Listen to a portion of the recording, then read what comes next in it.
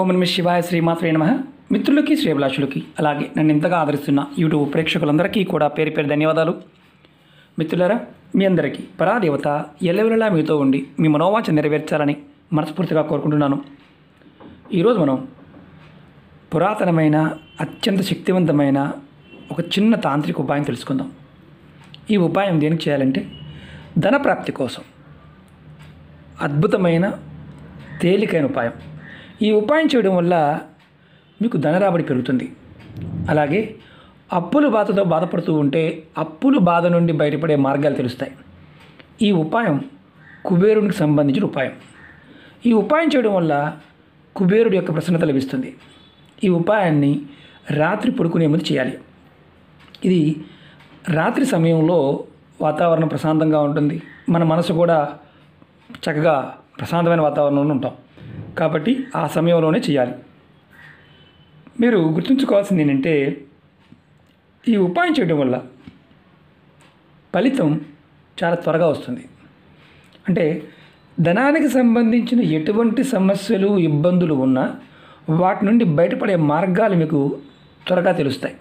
అలాగే ముఖ్యమైనది ఏంటంటే, 4 వైపుల నుండి ధనం వస్తుంది. అంటే ఏ పని చేస్తున్నా దానిలో మీకు ఫలితం అనేది వచ్చే అవకాశాలు పెరుగుతాయి. ఈ ఉపాయాన్ని ఆడవారైనా మగవారైనా చేయవచ్చు. ఆడవారు నెలసరి టైంలో మాత్రం చేయకూడదు. ఈ ఉపాయాన్ని ఏ రోజునైనా మొదలు పెట్టవచ్చు. మీరు ఏ రోజు నుండి అయితే మొదలుపెట్టారో వరుసగా 11 రోజులు చేయాలి. ఆడవారు నెలసరి సమయం అయిపోయిన తర్వాత చేయండి. మధ్యలో గ్యాప్ రాకుండా చూసుకోండి. 11 రోజుల మధ్యలో గ్యాప్ రాకుండా చూసుకోండి.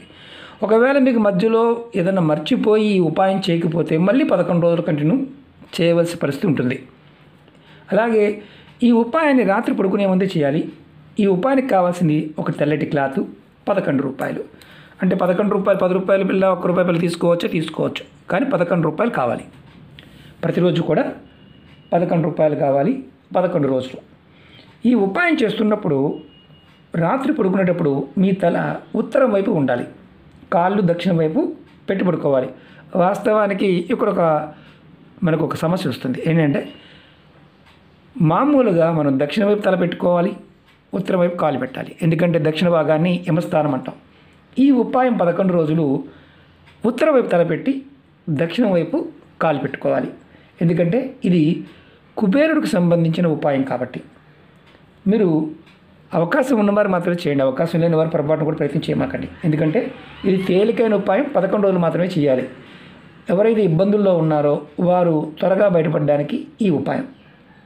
అలాగే మీరు ముందుగా ఏం చేస్తారంటే, స్నానం చేయాల్సిన అవసరం లేదు. అంటే ముందు స్నానం చేస్తే ఉపాయం చేసే ముందు స్నానం చేయవలసిన అవసరం లేదు. కాబట్టి నిర్భయంగా చేయవచ్చు. మీరు తల వైపు అంటే ఉత్తరం వైపు భాగంలో ఒక టేబుల్ కానీ ఏదైనా మీ మంచానికి కొంచెం దూరంగా ఏదైనా ఒక కుర్చీ కానీ పెట్టుకోండి. దానిలో వైట్ కలర్ క్లాత్ పెట్టండి.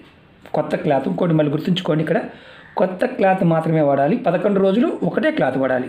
11 రోజులు వేరే వేరే వాడాల్సిన అవసరం లేదు. ఒకవేళ మీకు పెట్టుకోవడానికి అవకాశం లేదు, ఉత్తరం వైపు పెట్టుకోవడానికి అంటే మీరు పడుకున్న వైపుకి కొంచెం దూరంగా ఈ అవకాశం లేకపోతే ఉపాయం చేయమాకండి. మీరు కొంచెం దూరంలో కుర్చీ కానీ టేబుల్ కానీ ఏదైనా ఉన్నా, లేకపోతే కింద అయినా సరే తెల్లటి క్లాత్ వేసి దానిపైన 11 రూపాయలు పెట్టాలి. పెట్టే ముందు మీరు కుబేరుణ్ణి మనసులో తలుచుకోవాలి. ఇలా 11 రూపాయలు పెట్టాలి క్లాత్ మీద. తర్వాత మీరు గుర్తుంచుకోవాల్సింది ఏంటంటే, ధనానికి సంబంధించిన సమస్యలు, కోరికలు మనసులో చెప్పుకోండి. నేను ఈ సమస్య నుంచి బయటపడాలి, ఇంత అప్పు ఉంది, అప్పు తీర్చాలి, నాకు డబ్బు రావాల్సింది ఇవ్వడం లేదు, అది రావాలి. ఇలా మీరు మనసులో కోరుకోండి.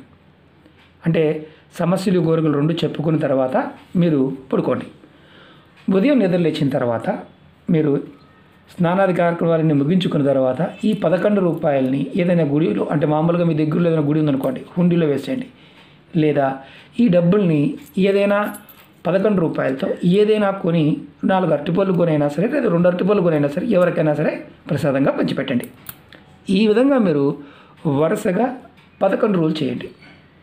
ప్రతిరోజు కొత్తది క్లాత్ పెట్టవలసిన అవసరం లేదు. మొదటి రోజు ఏదైతే వాడారో అదే క్లాత్ని 11 రోజులు వాడుకోవచ్చు. 12వ రోజు ఈ క్లాత్ని శుభ్రం చేసి మీరు పక్కన పెట్టుకోవచ్చు. అంటే మామూలుగా ఇంట్లో ఏదైనా అవసరానికి వాడుకోవచ్చు. ఇది కుబేరుడికి సంబంధించిన అతి పురాతనమైన ఉపాయం. పూర్వం రోజుల్లో ఈ రూపాయల బదులు వెండి నాణ్యాలు పెట్టేవారు. ఇప్పుడు మనకి రూపాయలు పెట్టడం ఉత్తమం కాబట్టి చెప్తున్నాను. అలాగే మీకు ఈ వీడియో నచ్చినట్లయితే లైక్ చేయండి, ఛానల్ని సబ్స్క్రైబ్ చేసుకోండి, పక్కనే ఉన్న గంట సింబల్ని యాక్టివేట్ చేసుకోండి, 10 మంది మిత్రులకి షేర్ చేయండి. అలాగే చాలామంది మిత్రులు మెయిల్స్లోను కామెంట్స్లోను సమస్య గురించి అడుగుతూ ఉన్నారు. నేను ప్రతిరోజు కూడా ఛానల్లో ఉన్న వీడియోస్ షేర్ చేస్తూ ఉంటాను, కమ్యూనిటీ ట్యాబ్లో షేర్ చేస్తూ ఉంటాను. మీరు ఏదైతే సమస్య ఉందో ఆ సమస్యని మీకు ఆ వీడియో చూసినప్పుడు నేను చేయగలను అనుకున్నప్పుడు మాత్రమే చేయండి. అలాగే మీ అందరికీ నా విన్నపం ఏంటంటే వీడియోని పూర్తిగా చూడడం ప్రయత్నించేయండి, అర్థమవుతుంది. మీరు వీడియో చూడకుండా కామెంట్స్ చేయడం వల్ల ఎటువంటి రిప్లై రాదు. ఎందుకంటే వీడియోలోనే నేను 1-2 సార్లు ఎక్స్ప్లెయిన్ చేస్తాను. చెప్పిన విధానం అర్థం కాలేదనుకోండి, వీడియోని ప్రయత్నం చేయమాకండి. కారణం ఏంటంటే మీకు విధానం అర్థం కానప్పుడు దాని గురించి మీరు ప్రయత్నం చేసినా ఎటువంటి ఫలితము ఉండదు. అర్థమైతేనే ప్రయత్నించేయండి. ఓకే మిత్రులారా, మరొకసారి మీ అందరికీ కూడా విజయదశమి శుభాకాంక్షలు. ఓం నమః శివాయ, శ్రీమాత్రే నమః.